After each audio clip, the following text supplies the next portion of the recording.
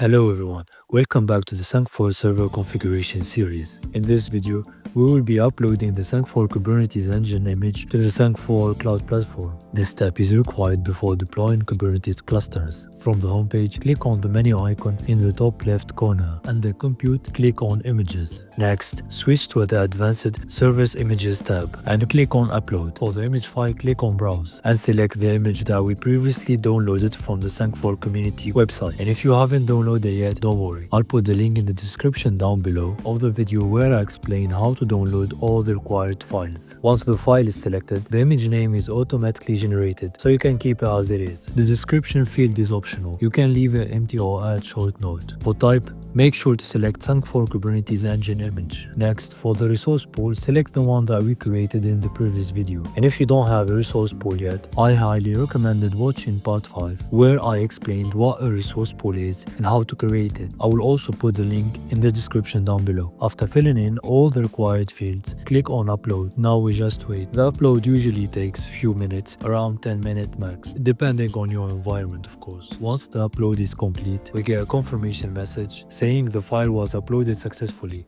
Now, because our Sangfor Cloud Platform is linked to Sangfor HCI through the resource pool, the image is automatically synchronized. So when we open our HCI and we click on Compute, we can see that the Sangfor Kubernetes Engine image is now deployed as an HCI template. That confirms that the upload was successful and the image is ready to be used for Kubernetes cluster deployment. In the next video, we will activate Sangfor Kubernetes Engine on the Sangfor Cloud Platform and prepare it for the cluster deployment.